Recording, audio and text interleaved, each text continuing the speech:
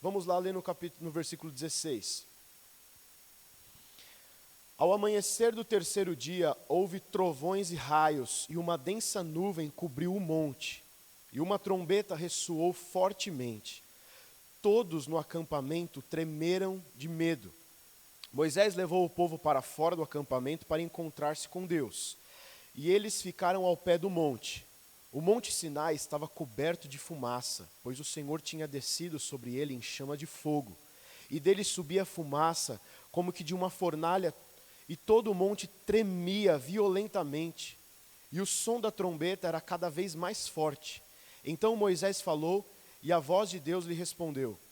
O Senhor Deus desceu ao topo do monte Sinai e chamou Moisés para o alto do monte. E Moisés subiu, e o Senhor lhe disse, desça e alerte o povo que não ultrapasse os limites para ver o Senhor, e muitos deles pereçam. Mesmo os sacerdotes que se aproximarem do Senhor devem consagrar-se, senão o Senhor os fulminará. Moisés disse ao Senhor, o povo não pode subir ao monte Sinai, pois tu mesmo nos avisaste. Estabeleça um limite em torno do monte e declare-o santo. O Senhor respondeu, desça e depois torne a subir acompanhado de Arão. Quanto aos sacerdotes e o povo, não devem ultrapassar o limite para subir ao Senhor, senão o Senhor os fulminará. Então Moisés desceu e avisou o povo. Agora começa uma cena, de novo, extraordinária. O povo de Israel já tinha visto todas as pragas que tinham atacado o Egito. Eles viram a abertura do mar, eles viram maná cair do céu, eles viram água sair de rocha, eles já tinham visto coisas que nenhum outro ser humano na face da terra conseguiu ver. Essas obras extraordinárias que o Senhor realizou foram algo muito específico ali para aquele povo. Eles foram muito privilegiados de ver essas coisas. Agora, depois que passam os 3 dias de consagração, o Senhor se manifesta ali em cima do monte. Ele ainda não falou nada, é só com manifestações, com fenômenos naturais. Deus desce em forma de fogo em cima do monte. E o monte começa a pegar fogo no seu cume. E as pessoas começam a ver raios, trovões, fogo, fumaça em cima do monte, e o monte começa a tremer de tamanho poder que o Senhor estava ali naquele lugar. O Senhor criou o monte. O monte para ele é algo muito pequeno, para nós é algo extraordinário, algo muito grande, mas para o Senhor isso não é nada. Ele faz um monte desabar a hora que ele quiser. E o monte começou a tremer com a presença dele. E a Bíblia fala que começou um som de trombeta e buzina, e aquilo começou a ficar mais e mais alto, cada vez maior, cada vez mais alto o som. Então imagina, para pensar você vendo uma cena dessa. A Bíblia fala que o povo tremeu de medo. Eles nem imaginavam o que poderia acontecer. Até então eles tinham visto os sinais, os prodígios, mas agora eles estavam vendo Deus se manifestando ali naquele monte. Deus estava no monte. E eles não faziam ideia do que poderia acontecer. Então, som de buzina, fogo em cima do monte, raio, trovão, e o monte estremecendo, e Deus falando para Moisés, ninguém chega perto do monte. Ninguém chega perto, ninguém pode tocar ali. Imagina o pavor do povo. Imagina ver uma cena dessa. E aí, Moisés desce do monte, e agora eles vão começar a se preparar para ouvir a voz de Deus. Deus agora vai falar com o povo, eles vão ouvir a voz do Senhor. E eles vão ficar ainda mais apavorados. Depois que o Senhor revela os 10 mandamentos para o povo, eles falam assim para Moisés, por favor, pede para Deus não falar mais conosco, porque a gente tem medo de morrer. Tamanho era o poder, a força que existia naquela voz, e em toda aquela situação que estava sendo uma situação aterrorizante para eles. Mas era simplesmente Deus querendo revelar a sua vontade para o povo andar em obediência. Era um ato de amor que o Senhor estava, só que Deus ele é tão grande, tão poderoso, que quando ele se manifesta, nós devemos temer e tremer o tempo todo. É isso que ele fala em Isaías. Aquele a quem eu admiro, o homem a quem eu admiro é aquele que teme e treme diante de mim. Se nós vemos as coisas de Deus como algo normal, como algo rotineiro, nós devemos nos autoanalisar e falar assim, alguma coisa está errada, porque as coisas de Deus devem ser feitas com temor, com tremor, porque Deus não é qualquer ser, não é qualquer pessoa. Ele é um ser muito extraordinário, muito santo, muito puro, e as coisas dele devem ser levadas a sério. Amém? Então agora nós vamos entrar no capítulo 20, onde o Senhor vai revelar os 10 mandamentos. A Bíblia toda vai praticamente se basear nesses 10 mandamentos. Em torno de Gênesis até Apocalipse, na Bíblia toda, nós vamos ver Deus dando outras leis, até mesmo no livro de Êxodo, outras leis acerca de como julgar o povo, como se alguém rouba a tua ovelha, você tem que fazer o quê? Tem que ressarcir não sei quanto, várias leis assim para saber trazer uma socialidade melhor para o povo, trazer uma justiça para o povo, mas os 10 mandamentos são a chave de toda a lei moral de Deus, eles são a base para todo o resto das coisas. Então, nós precisamos entender que o povo, para ser salvo, precisa obedecer de cabo a rabo a lei de Deus ou não? Para ser salvo? Não. Para você herdar a salvação, para você herdar a vida eterna, não é baseado em mérito, não é baseado na obediência à lei, mas é pela fé no sacrifício de Jesus Cristo. Então, a salvação ela vem pela fé. A salvação não é pela obediência, porque senão seria mérito nosso. Senhor, eu estou obedecendo aqui, eu estou obedecendo aqui, eu estou obedecendo isso, estou fazendo isso. Só que nenhum ser humano na terra consegue cumprir esses 10 mandamentos por completo ao trajetório da sua vida. Ninguém. É impossível. O único que cumpriu tudo isso, que foi perfeito, foi Jesus Cristo, quando ele veio aqui na terra.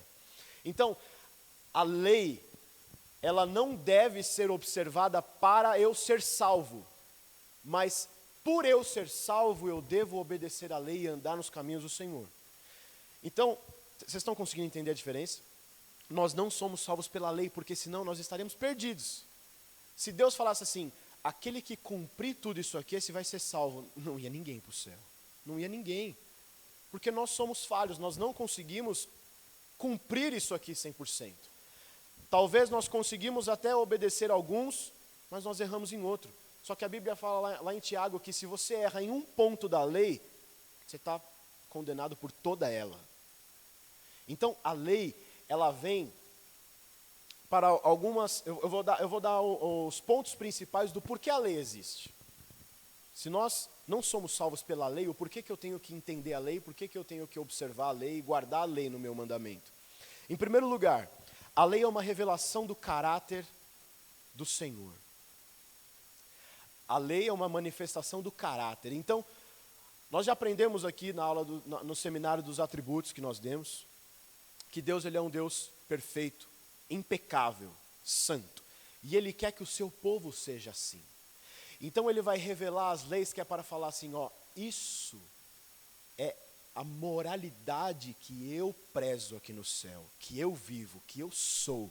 E eu vou revelar isso para o povo para que vocês vivam de acordo com o que eu desejo, com a minha vontade, de acordo com o que o meu ser é. Então, os mandamentos, eles vão nos apontar para o caráter de Deus. Por quê? O diabo ele peca, o diabo ele mente, o diabo ele rouba, o diabo ele mata, mas o Senhor ele vem para trazer vida.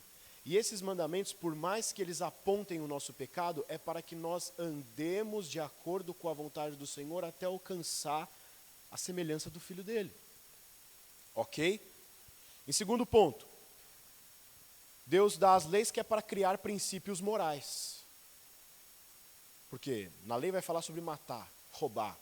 Imagina um mundo onde roubar é permitido, onde matar as pessoas é permitido. Imagina como seria.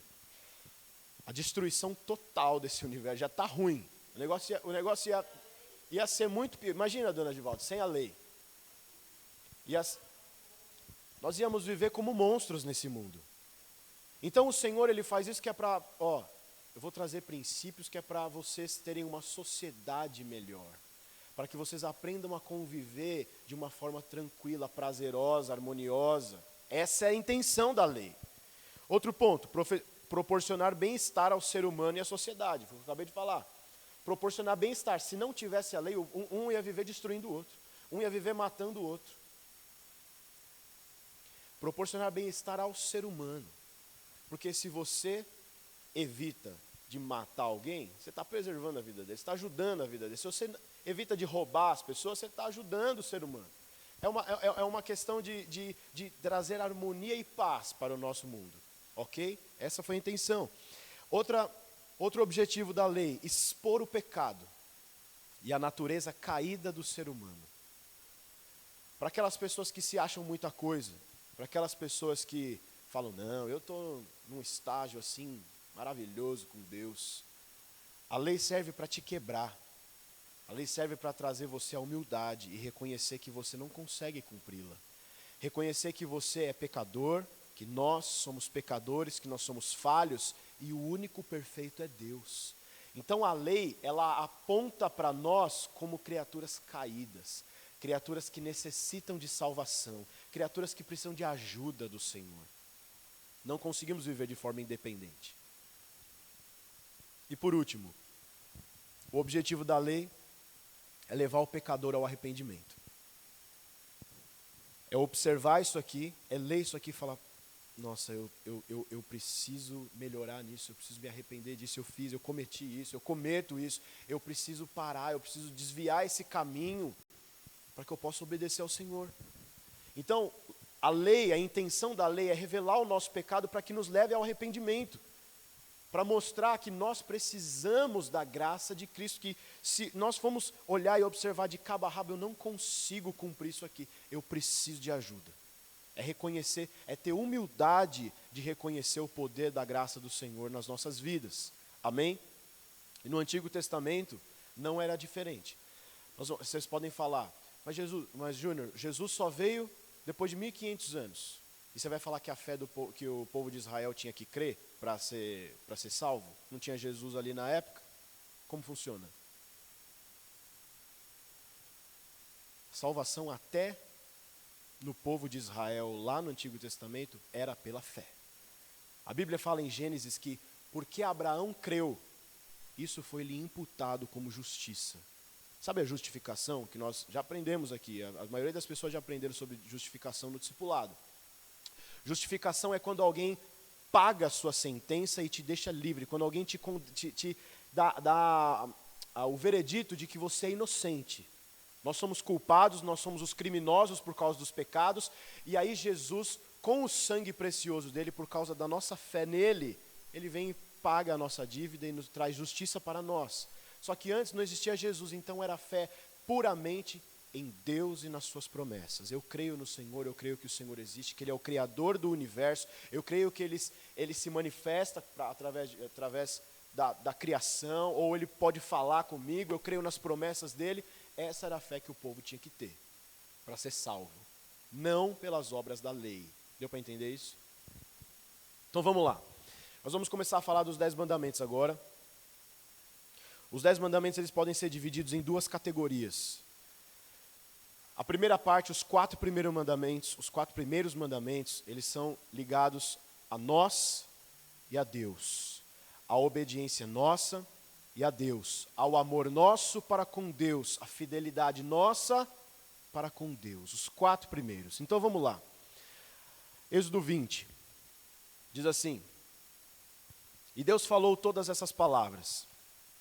Eu sou o Senhor, o teu Deus, que te tirou do Egito, da terra da escravidão. E aí vem o primeiro mandamento. Não terás outros deuses além de mim. Repare que essa frase aqui no versículo 2, eu sou o Senhor, o teu Deus, ela vai ser um refrão nessa sessão dos 10 mandamentos. Em várias vezes o Senhor ele vai falar isso pelo menos 5 vezes, para o povo não esquecer. Eu sou o Senhor, o teu Deus. Eu sou o Senhor, o teu Deus. Aí logo em seguida ele vem, não terás outros deuses além de mim. Lembra que eu sou o Senhor, o teu Deus. O que é isso? É reconhecer a Deus como único e verdadeiro Deus. Só existe Ele. Não existe outro Deus. É isso que Deus está querendo colocar aqui. Eu sou o Senhor, o teu Deus. Não terás outros deuses além de mim. Nesse primeiro mandamento, nós podemos já colocar aquilo que nós falamos no teatro ontem. Que é quando qualquer coisa na nossa vida assume a posição de Deus. Eu sou o Senhor teu Deus. Ele fala isso que é para você lembrar. Ele fala isso 5 vezes nesse capítulo. Eu sou o Senhor. Então, quando nós tiramos o Senhor da posição de Deus na nossa vida, que deveria ser o primeiro, qualquer outra coisa vai assumir o lugar dele. Fama, sucesso, dinheiro, prazer, pessoas. Isso nós fazemos ídolos no nosso coração. Pode não ser uma imagem, ainda não estamos falando de imagem, a imagem vai ser o segundo mandamento. Nós estamos falando de colocar outro Deus no lugar do único e verdadeiro Senhor. Qualquer coisa que você priorize mais do que a Deus, você faz disso o seu Deus. Deu para entender? Se você prioriza mais o namorado, o esposo, o filho, emprego, dinheiro, sua casa, seu trabalho, sei lá, qualquer coisa, se você dá mais atenção a isso, se você gasta mais tempo nisso, você faz dessas coisas seus ídolos no seu coração. Para pensar, o que tem mais tomado o teu tempo? É Deus ou é qualquer outra coisa nessa vida? É o primeiro mandamento. Não terás outros deuses além de mim. Hoje, nós não vivemos com imagens. O povo na antiguidade, nessa época aqui, todos os povos pagãos, eles adoravam imagens verdadeiras não, imagens que não eram coisas só do coração, eram imagens físicas. Hoje é mais difícil você ver isso. Isso ainda lá no Oriente Médio, lá Japão, Índia, esse tipo de lugar ainda tem coisas com imagens que eles cultuam como Deus mesmo. Mas hoje em dia, principalmente aqui no Brasil, no Ocidente, é mais difícil de ver pessoas que adoram imagem. Só que Deus fala que não é só imagem que é idolatria. A imagem é colocar alguma coisa que priorize, que fique no meu lugar. E aí você deixa Deus em segundo plano, Deus em terceiro plano. Amém? Deu para entender o primeiro mandamento? Segundo, vamos lá no versículo 4. Agora sim ele vai falar de ídolo e imagem. Não farás para ti nenhum ídolo, nenhuma imagem de qualquer coisa no céu, na terra ou nas águas, debaixo da terra. Não te prostrarás diante deles, nem lhes prestarás culto, porque eu, o Senhor, o teu Deus, sou Deus zeloso, que castigo os filhos pelos pecados dos seus pais até a 3ª e 4ª geração daqueles que me desprezam, mas trato com bondade até 1000 gerações aos que me amam e obedecem aos meus mandamentos. Aqui ele está falando de imagem. Nós sabemos que ainda tem religiões dentro do Brasil que ainda, eles dizem que não cultuam imagens, né? Eles dizem que não adoram a imagem, eles só oram para imagens, principalmente a religião católica. É uma igreja que está lotada de imagem, de santo para tudo quanto é lado. E ali eles fazem oração para essas pessoas. Aí eu pergunto, por que faz oração para uma imagem? Aí eles vão falar, porque talvez Deus ele esteja muito ocupado, é muita gente que ora para ele. Então, se a gente orar para Maria, ou para o Santo Benedito, ou para qualquer coisa, ele vai interceder por nós para chegar até Deus, e aí talvez a resposta. Aí eu falo, se Deus criou todas as coisas, se Ele criou o universo, se Ele criou Maria foi criada por Deus. Pode ter gerado Jesus da forma humana, mas Deus criou Maria. Por que você precisa falar com alguém que é criado por Ele, já que você pode falar direto com o Criador? Porque não faz sentido. Se você tem o acesso a falar com o Todo-Poderoso, com o que pode todas as coisas, para que você vai falar com uma imagem que não consegue trazer resposta alguma para você? Mas isso às vezes não entra na cabeça do povo. A idolatria é uma coisa que muitas pessoas elas nascem, principalmente da religião católica, elas já nascem com essa ideia de que isso é certo. E elas aprendem isso por cultura familiar. E para você tirar isso da cabeça dela é difícil, porque ela fala, você está indo contra a minha religião. Fica na tua religião aí, que eu fico na minha, eu estou bem, eu sempre aprendi isso, como é que você vem falar que agora isso é errado? Elas não querem abrir os olhos para a verdade. Só que a Bíblia fala que vocês têm que conhecer a verdade para ser liberto. Então nós precisamos estar atentos com esse povo e tentar instruí-los na verdade, de uma maneira humilde, sem julgar, sem apontar o dedo, indo de uma forma branda, com amor, e dizer que aquilo que eles estão fazendo não faz sentido. Não faz sentido. Se você tem um Deus que cria o universo, para Ele nada é impossível, você pode falar direto com Ele, Ele vê todas as coisas, Ele sabe do nosso pensamento, de todos. E outra coisa, imagens, para você ver como as coisas não fazem sentido mesmo nessa parte de ídolo e de escultura e tudo. A pessoa acha que aquela imagem tem poder, mas quem criou aquela imagem foi um homem igual ela. Um homem que esculpiu. Uma estátua de gesso, de pedra, de prata, foi uma pessoa que esculpiu. Imagina eu aqui, eu faço uma imagem para vocês, eu tenho um dom artístico para escultura, eu faço aqui, e agora eu boto uma imagem aqui e falo assim, ó, vocês vão adorar isso aqui, porque isso aqui é Deus.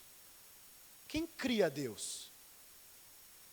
Imagina o Deus, que fraco que seria esse Deus, criado por homem. E parece que as pessoas ainda não conseguem observar essas coisas. É por isso que Deus não é representado por nenhuma imagem. O nosso Deus, Ele é um Deus invisível, que ainda nós não conseguimos ver, mas em Colossenses 2, 17, diz que Jesus, Ele é a imagem do Deus invisível. Jesus é a imagem do Deus invisível, e nós não sabemos como Jesus é. Não adianta fazer uma imagem, então se Jesus é a imagem de Deus invisível, eu vou fazer uma imagem de Jesus. Não, não é isso que Deus quer. A imagem, quando fala que Jesus é a imagem, é representando o caráter de Deus. Quando você olha para Jesus, você vê Deus. Então, Ele não pode ser representado por imagem, porque você diminui a grandeza do Senhor. Você reduz Deus a uma imagem de pedra, criada por mãos humanas. Não faz sentido isso. O nosso Deus é muito maior e muito mais elevado do que isso. Amém? E aí tem um ponto interessante aqui. O Senhor, Ele castiga uma pessoa por causa do pecado de outra? Foi isso que aconteceu quando Jesus estava na terra e trouxeram um cego. E aí os apóstolos perguntaram, Senhor, ele é cego de nascença, mas ele é por causa que ele pecou? Ou por causa que os pais deles pecaram? Por causa desse texto que a gente acabou de ler aqui. Eles mal interpretavam esse texto. E aí Jesus vai falar, não é por causa de nenhum nem de outro. É para que se manifestasse a glória do Senhor. Ninguém pecou, não foi nele, não foi... Para você ver como a mente do ser humano é muito pequena, né? O cara nasceu cego, aí os apóstolos vão falar, mas por que ele é cego? Porque ele pecou? Ele nasceu assim, ele já tinha pecado o quê? Na barriga da mãe? Esses apóstolos do Senhor, às vezes a gente olha e fala, meu Deus do céu, eles não pegavam as coisas, eles eram meio lentos. O Senhor foi tratando, o Senhor foi moldando, e eles foram um dos maiores ensinadores da palavra. Mas a gente tem hora que a gente vê e fala, Judas estava lá, Jesus estava falando do traidor, é aquele que der o pão molhado na cara deles, e eles ainda não entenderam quem era o traidor. Sei lá. Eu aposto que se fosse mulher, ia pegar mais rápido. Ia sacar mais rápido, né? Mas enfim. Então por que está escrito isso? Olha lá, no versículo 5. Presta atenção aqui, versículo 5. Não te prostrarás diante deles, nem lhes prestará culto, porque eu sou o Senhor teu Deus, sou Deus zeloso. Olha lá, que castigo os filhos pelos pecados de seus pais, até a 3ª e 4ª geração daqueles que me desprezam. Mas trato com bondade até 1000 gerações aos que me amam e obedecem aos meus mandamentos. É um texto confuso, é um texto complicado. A Bíblia ela tem muitos textos complicados como esse aqui.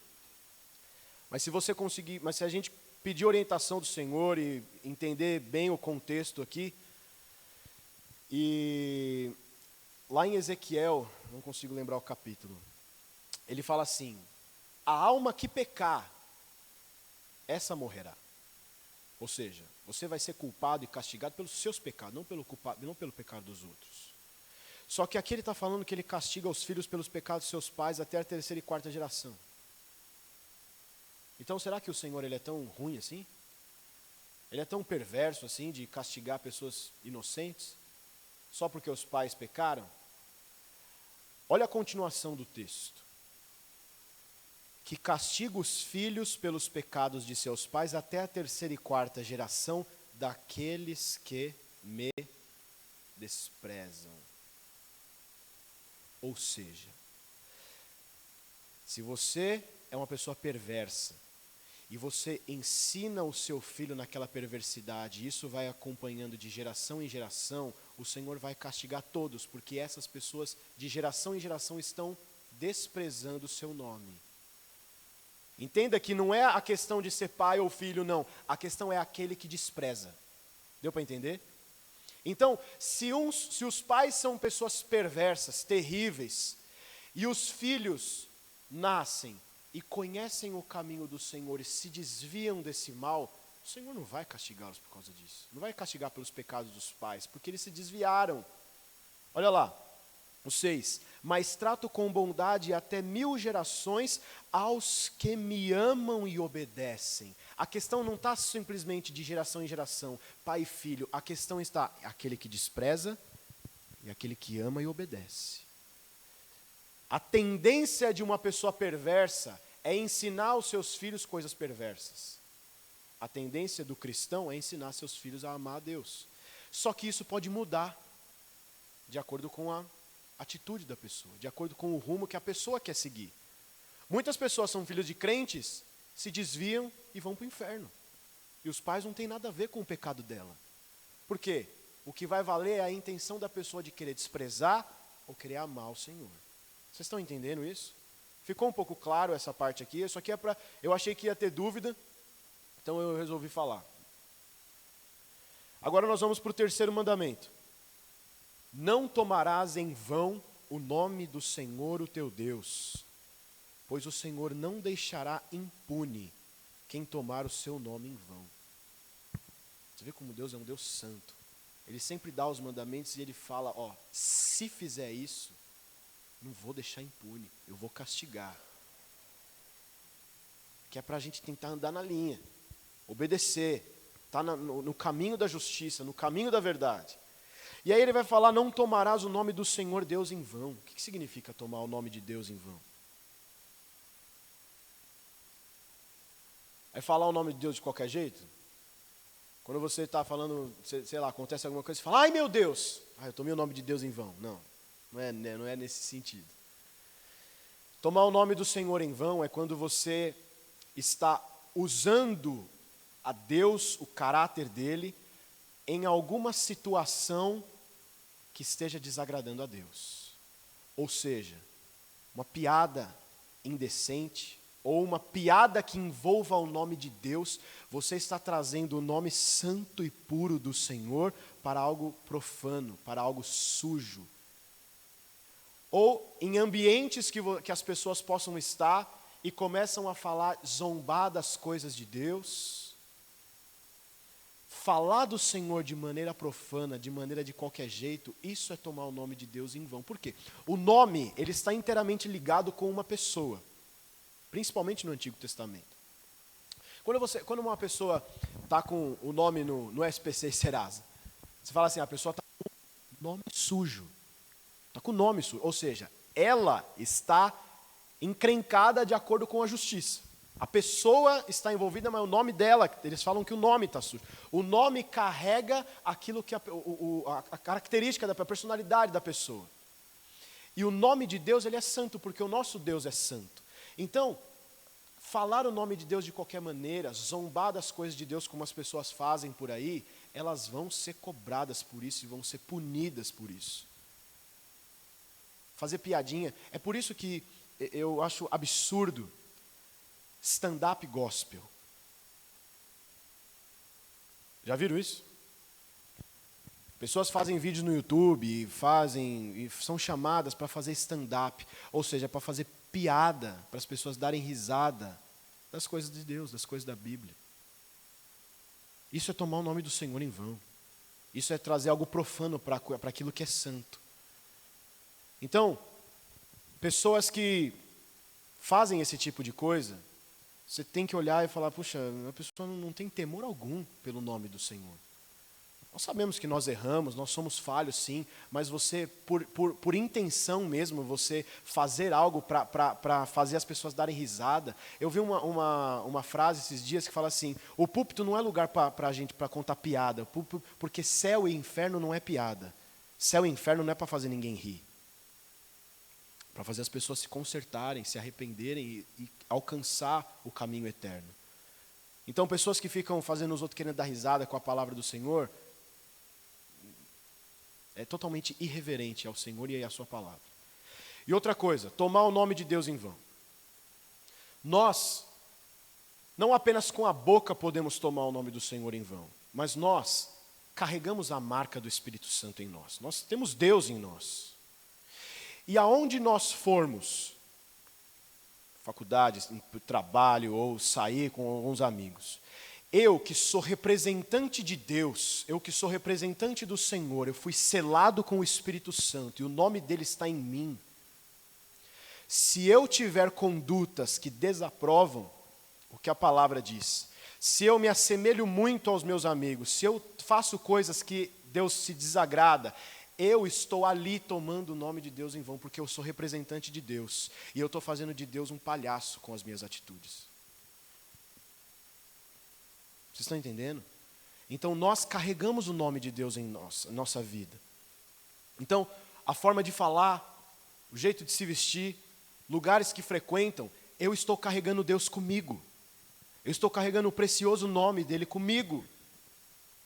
Então devemos tomar consciência de que o Senhor habita dentro de nós e nós devemos tomar muito cuidado o que nós fazemos, aonde nós frequentamos, o que nós falamos com as pessoas de lá, para que elas vejam o Senhor em nós. Não que nós fazemos do nome do Senhor algo vergonhoso. Amém? E por último, o último mandamento relacionado a Deus. Vocês estão vendo que tudo tem a ver com Deus aqui. No versículo 8. Lembra-te do dia do sábado para santificá-lo. Trabalharás 6 dias e neles farás todos os seus trabalhos, mas o 7º dia é o sábado dedicado ao Senhor, o teu Deus. Nesse dia não farás trabalho algum, nem tu, nem teus filhos ou filhas, nem teus servos ou servas, nem os teus animais, nem estrangeiros que morarem em tuas cidades. Pois em 6 dias o Senhor fez os céus e a terra, o mar e tudo que nele existe, mas no 7º dia descansou. Portanto, o Senhor abençoou o 7º dia e o santificou. Quarto sábado, o quarto mandamento. Quarto sábado é com dos jovens. O quarto mandamento eu falei errado aqui. O quarto mandamento é guardar o sábado. Ou seja, vocês viram no capítulo 16, onde o Senhor ia mandar o maná, e ainda não tinha lei. E ele falou que ele ia mandar maná todo dia, o pão do céu todo dia. Mas no sexto dia, o povo ia ter que recolher o dobro, porque no 7º eles iam descansar, eles não podiam trabalhar. Essas coisas já vinham antes da lei ser entregue. O Senhor já tinha essa... Entenda bem. Júnior, mas o Senhor foi dar as leis em Êxodo 20. E todo o período anterior? Não tinha lei. Como que era julgado as coisas? Como que fazia a justiça antigamente? Entenda que o Senhor, ele sempre teve esses princípios morais aqui. Ele sempre teve esse caráter. Então, as leis de Deus, por mais que ainda não existiam antes, o Senhor já sempre coloca os princípios morais dele no coração do ser humano. O ser humano sabe o que é errado. Quando Caim matou Abel, não tinha lei. Ele foi o segundo homem que existiu. Adão e Eva nasceu Caim. E Caim matou Abel, não tinha lei. Só que ele sabia que aquilo é errado. Quando Deus veio falar com Caim, cadê seu irmão? O que eu tenho a ver com meu irmão? Não tenho nada a ver com ele. Ele já quis sair fora, ele sabia. Ele podia ter falado, Senhor, eu fui lá, matei ele. Se fosse algo normal, ele falaria. Mas quis se esquivar, porque as pessoas sabem o que é errado. Por isso que Deus já destruiu a terra, antes de ter lei, lá em Gênesis 6, com o dilúvio. Tamanha era a perversidade do homem. E Noé avisava o povo daquilo que era o certo, daquilo que era errado, porque aquilo já sabia, no coração deles, no íntimo, eles sabiam que eles estavam errados. Eles sabiam que eles estavam cometendo coisas perversas. Então o Senhor, ele agia com justiça mesmo sem lei antes. Agora, ele vai trazer uma oficialidade para isso.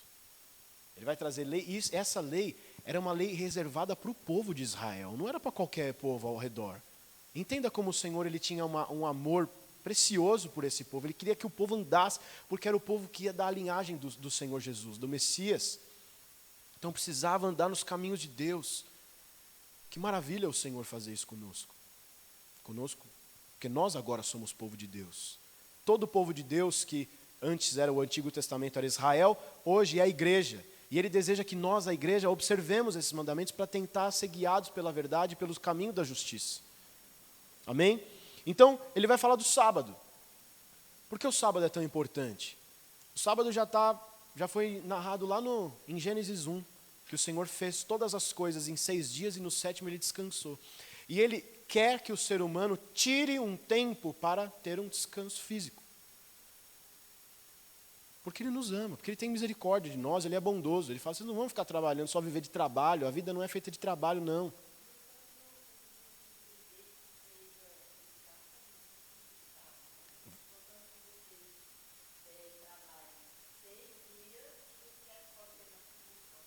Isso, eu vou chegar lá.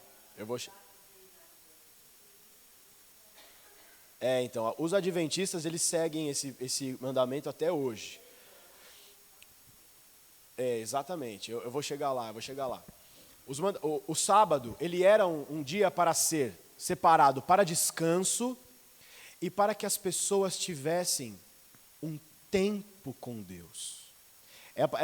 Era um dia que era para você pensar, relembrar as coisas espirituais, meditar nas coisas espirituais, ter comunhão com a palavra, ter comunhão em oração com o Senhor. Era um dia para ser santificado.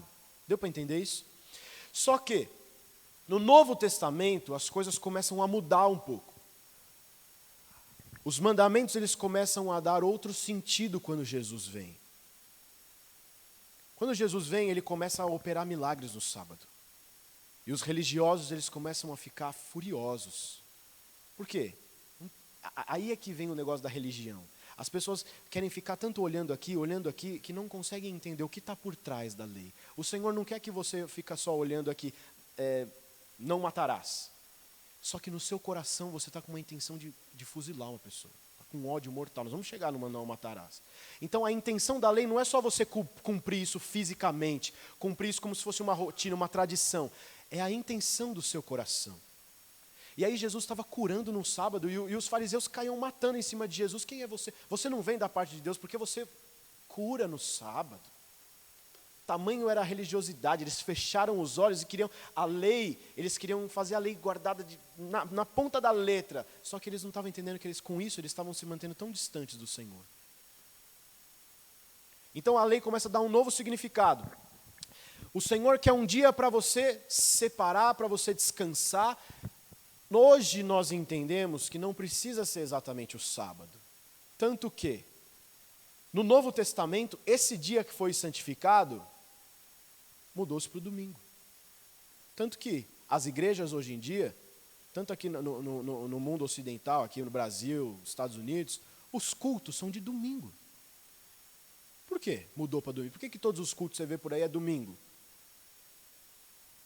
Abre em Atos 20, deixa guardado em Êxodo aí. Abre em Atos 20, no versículo 7.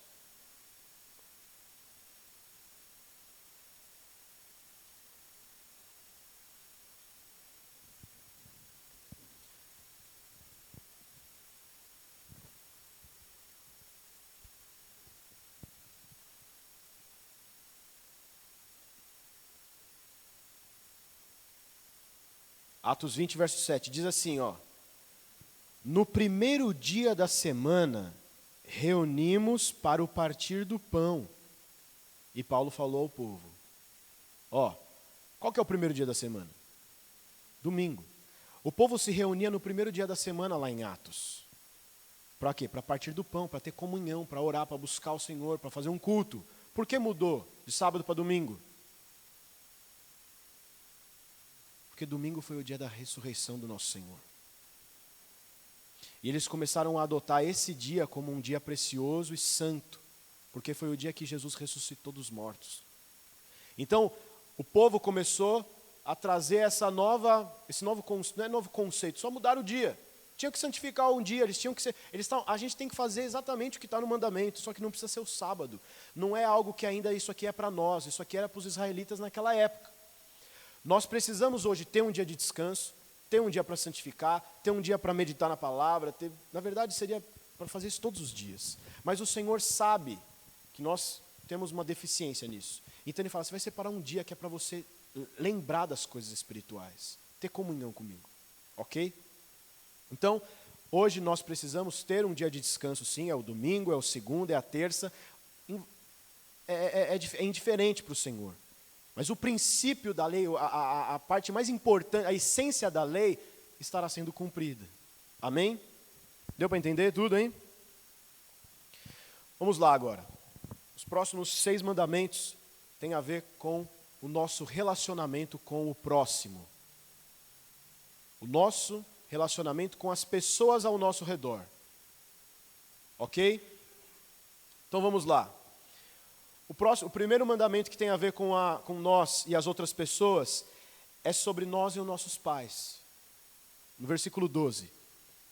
Honra teu pai e tua mãe, a fim de que tenhas vida longa na terra, que o Senhor, o teu Deus, te dá. Agora vai ser mandamentos curtos. Antes a gente estava se voltando para Ele. Estava mandamentos que em relação a Ele. Agora é uma relação objetiva entre nós e os nossos irmãos. Nós e os nossos semelhantes aqui na terra. E aí Ele vai falar, honra teu pai e tua mãe para que tenhas vida longa na terra. Honrar pai e mãe é o primeiro mandamento que tem a ver com nós e o nosso semelhante. É um mandamento importantíssimo. Hoje em dia, pessoas desprezam os ensinamentos dos pais. Hoje tem pessoas que matam pai e mãe. Tem pessoas que cansaram dos pais quando ficam idosos. Larga o pai e a mãe na casa de repouso. Isso o Senhor vai cobrar.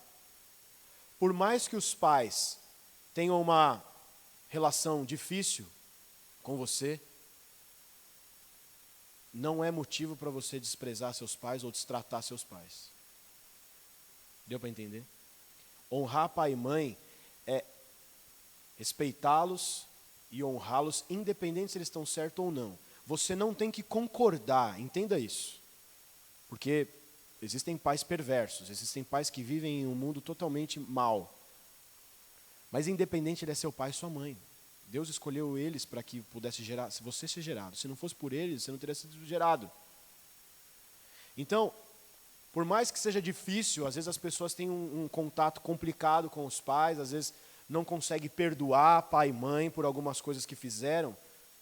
Se isso está no seu coração, está em desobediência com a palavra do Senhor. É difícil, eu sei que é.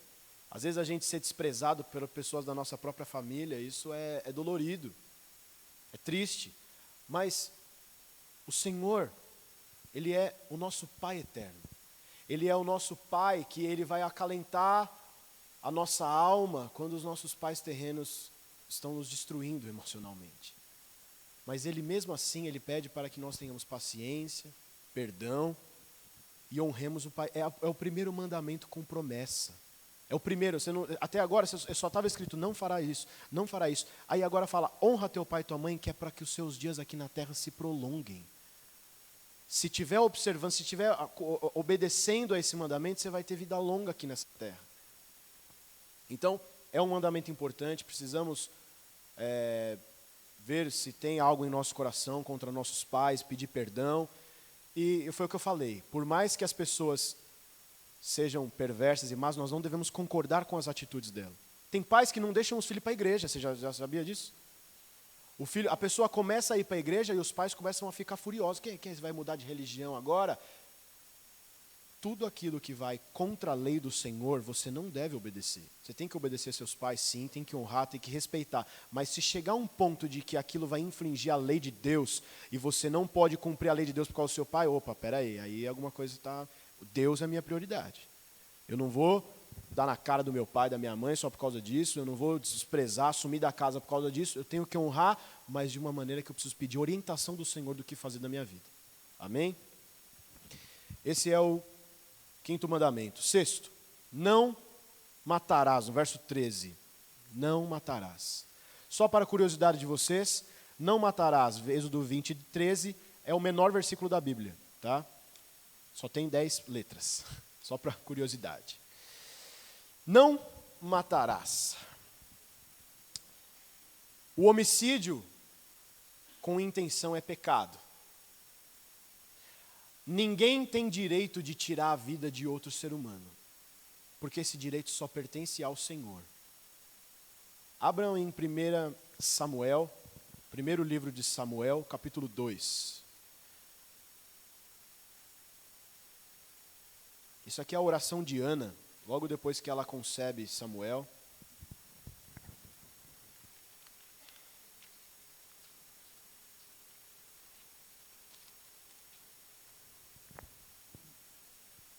Primeira Samuel 2.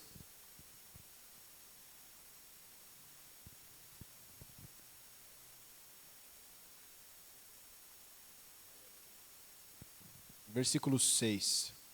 Diz assim: o Senhor mata e preserva a vida. Ele faz descer a sepultura e dela resgata.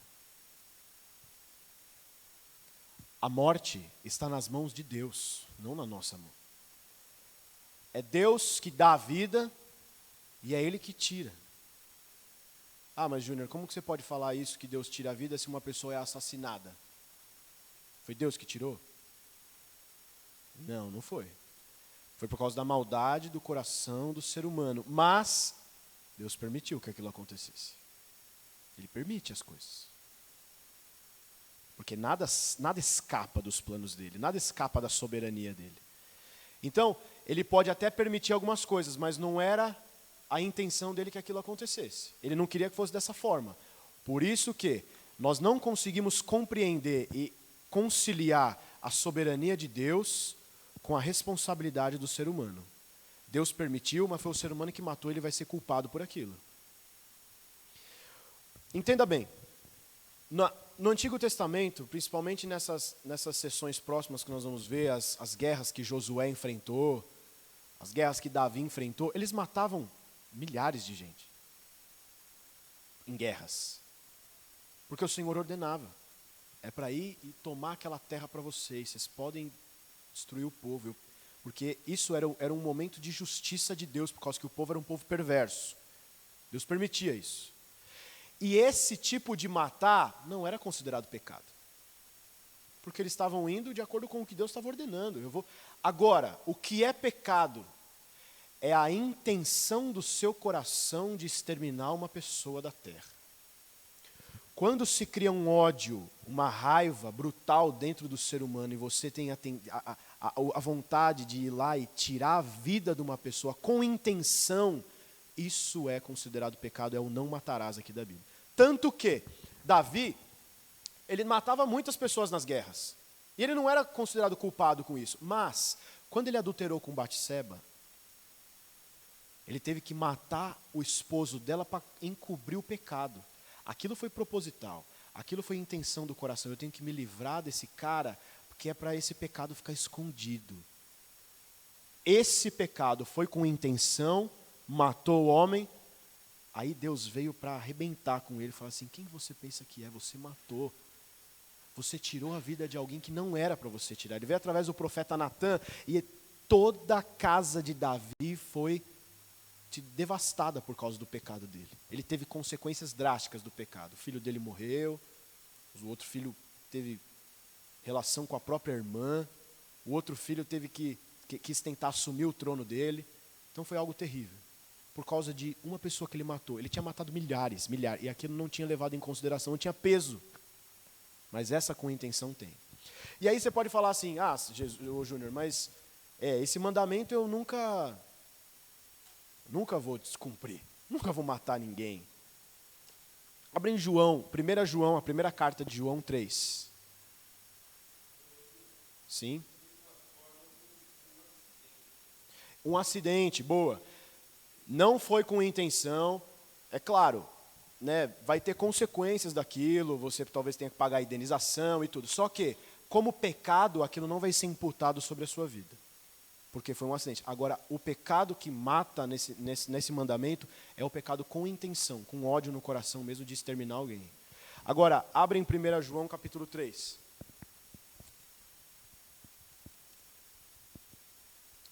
Esse é um pecado que eu nunca vou cometer.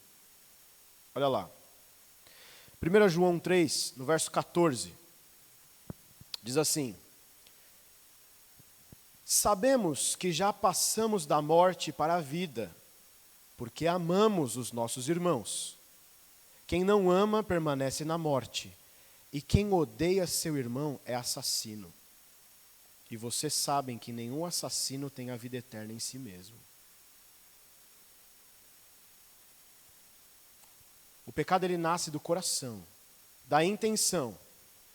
Então, se há algum sentimento de ódio, rancor, desejo de exterminar, você não precisa nem matar, você já matou a pessoa em pensamento.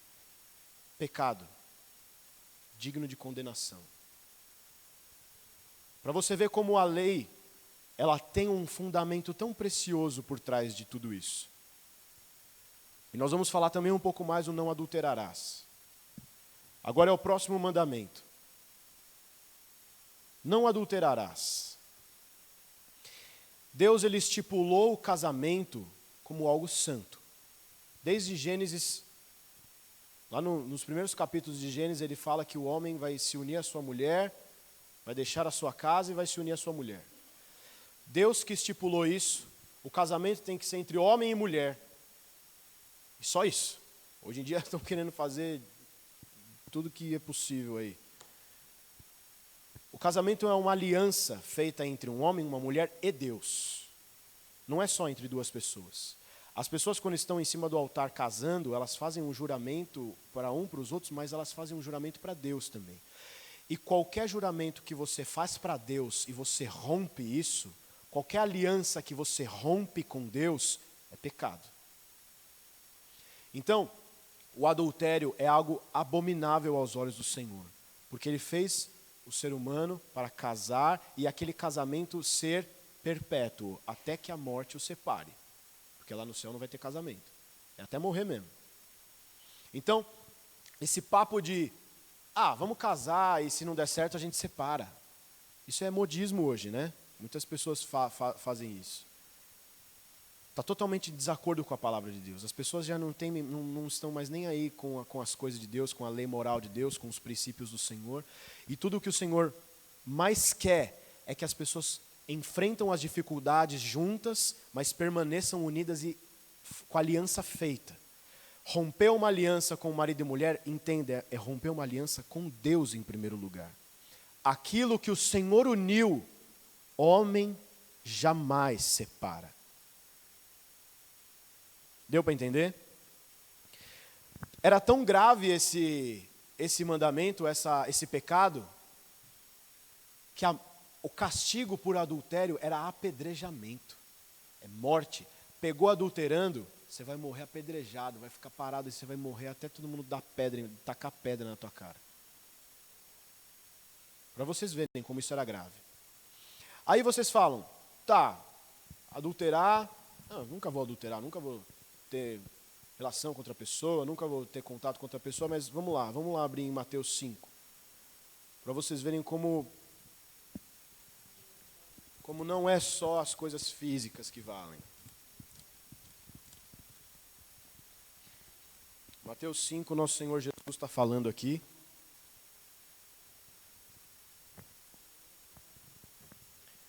Mateus 5, 27, diz assim: vocês ouviram o que foi dito, não adulterarás, mas eu digo, qualquer que olhar para uma mulher e desejá-la, já cometeu adultério com ela no seu coração. Ou seja, as pessoas acham que trair é só você ter relação com uma pessoa ou ter contato com uma outra pessoa.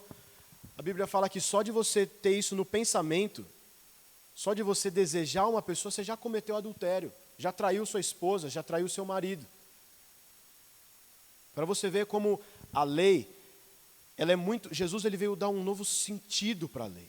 O Novo Testamento ele faz as coisas ficarem mais claras. Então, matar não é só lá na coisa física, você matar, tirar a vida de uma pessoa. É no coração, você já ter ódio por alguém, já matou.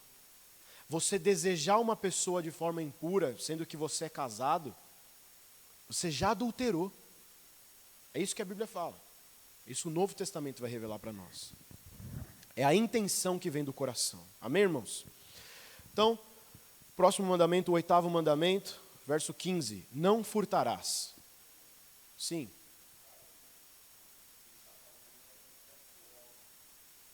Não, aqui ele fala, mas mas é para os dois. A intenção pode ser tanto vindo da parte do homem como da mulher. A mulher peca tanto quanto o homem. A mulher peca tanto quanto o homem. Não estou falando nesse sentido do adultério. Estou falando que a mulher é pecadora assim como o homem é. O pecado pode vir para os dois, a tentação pode vir para os dois.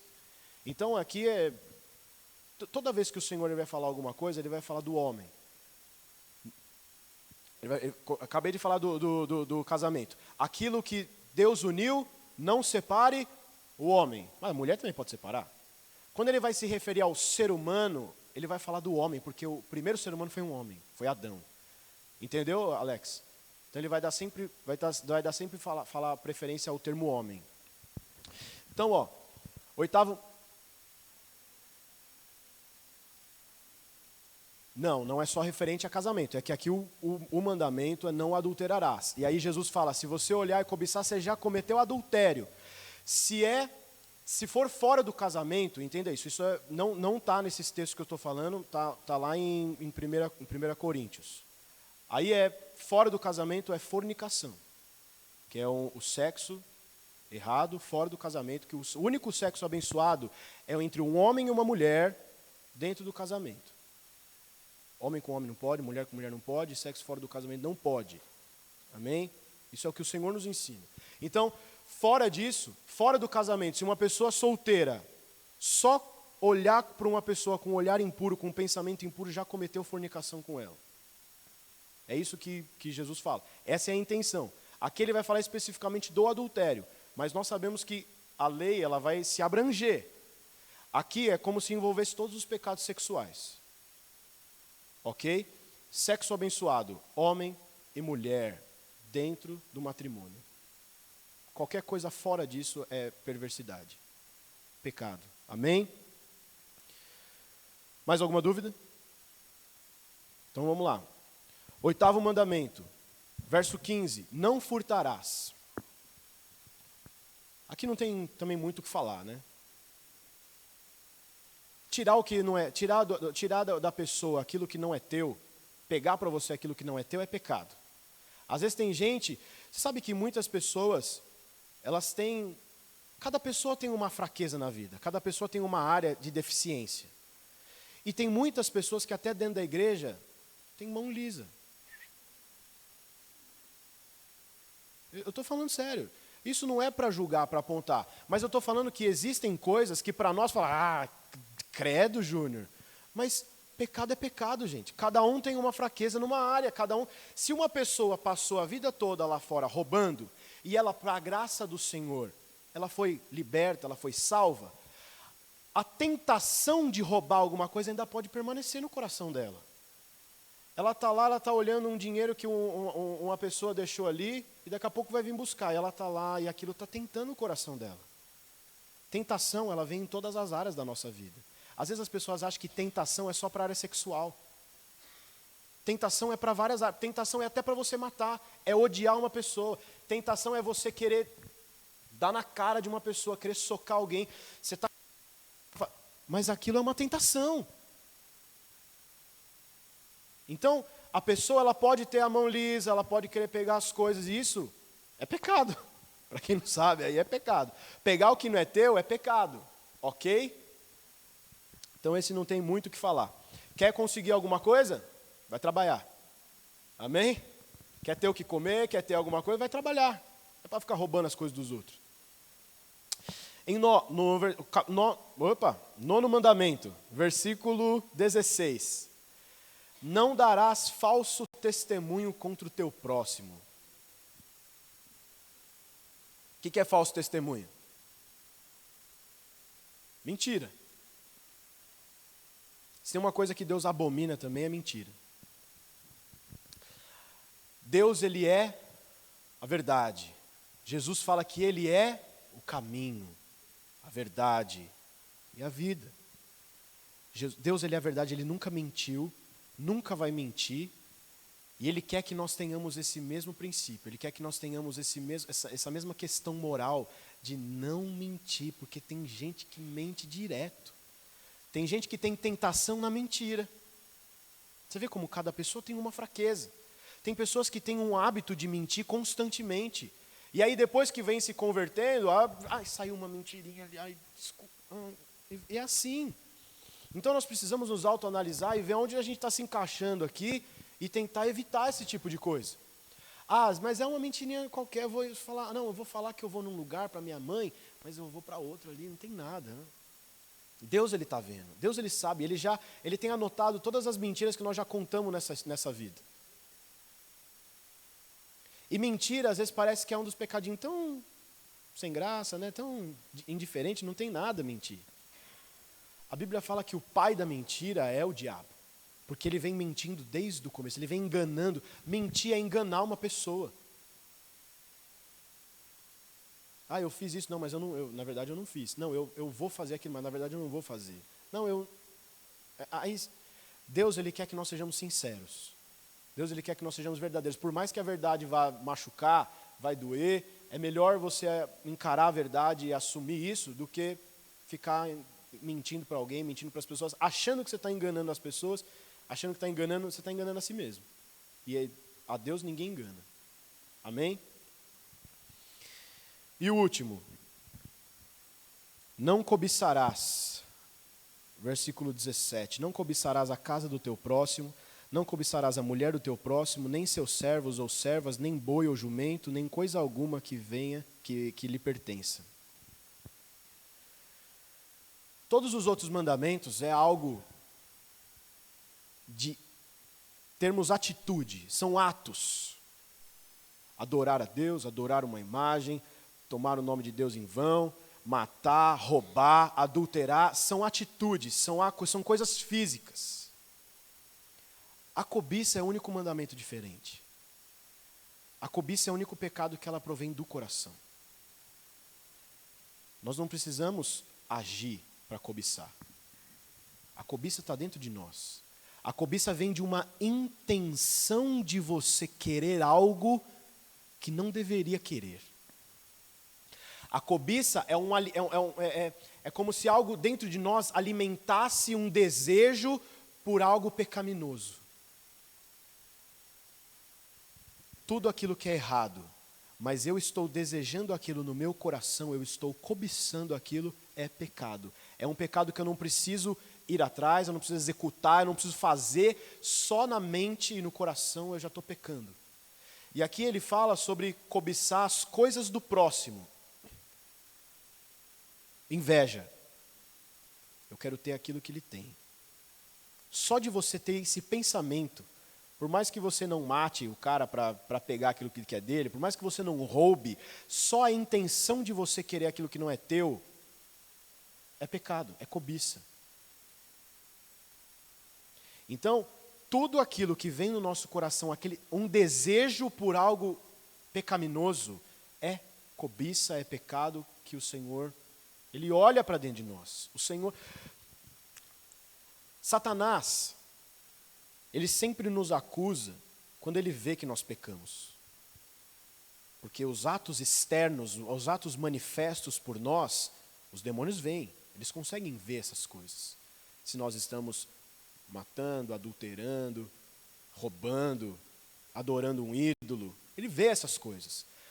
Mas aquilo que está no nosso coração, o pecado do coração, por mais que Satanás não venha acusar, o Senhor conhece.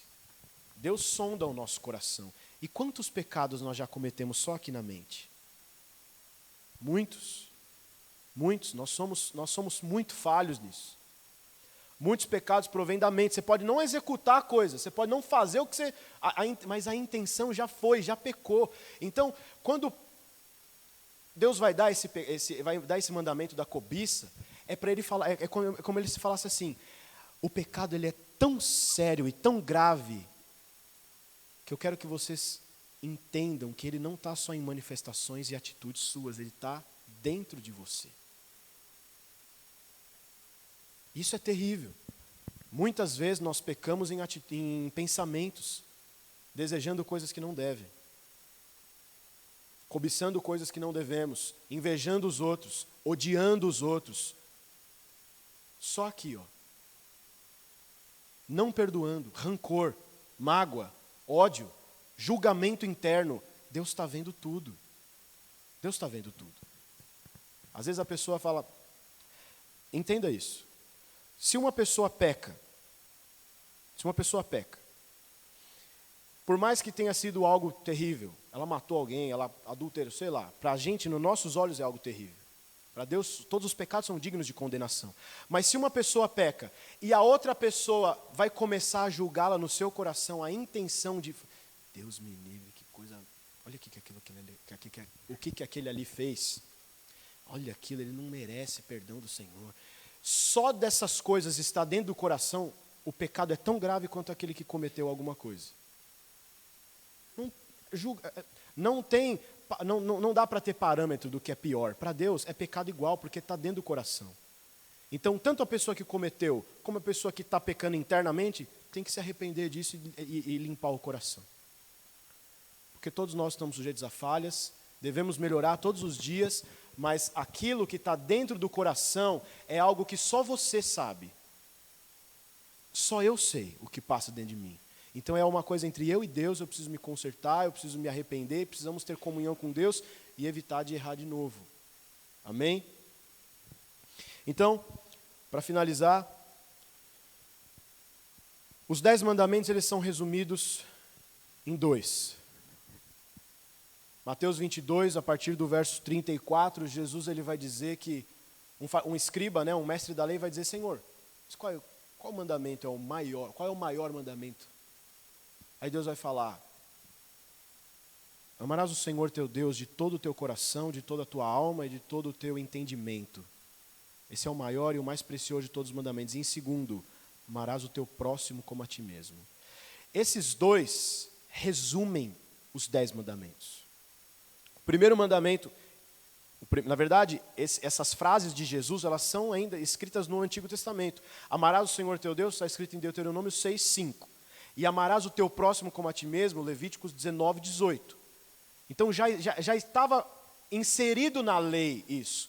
E aí Jesus ele vai resumir tudo isso que a gente acabou de falar. Primeiro mandamento, o maior de todos, resume os 4 primeiros, lançado para Deus. Ame o Senhor teu Deus de todo o teu coração. Por que amar a Deus primeiro? Porque se você amar a Deus de todo o teu coração primeiro, consequentemente você vai amar as pessoas. Você não tem como amar as pessoas se você não ama a Deus primeiro. Você vai acabar colocando o carro na frente dos bois e vai quebrando a lei em toda. Então, em primeiro lugar, ama a Deus de todas as coisas. Se você quer cumprir, você não quer ler as leis, o que você deveria. Eu não quero ler todas as leis que existem na Bíblia, que tem muitas. Eu quero que você veja 2, que nós vejamos 2 e cumpramos as 2. Ame o Senhor teu Deus de todo o coração e ame o próximo.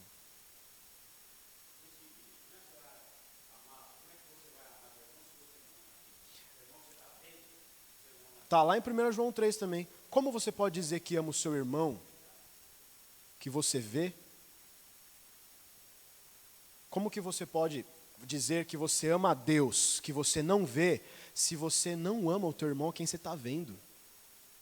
Isso é grave, essa parte do amor. É por isso que o amor, ele é o maior mandamento. Romanos 13:10, Paulo vai falar que o amor, ele é o cumprimento da lei. O amor, ele cumpre a lei. Porque se eu amo a Deus, eu tento evitar de pecar, eu tento evitar de colocar qualquer coisa acima dele.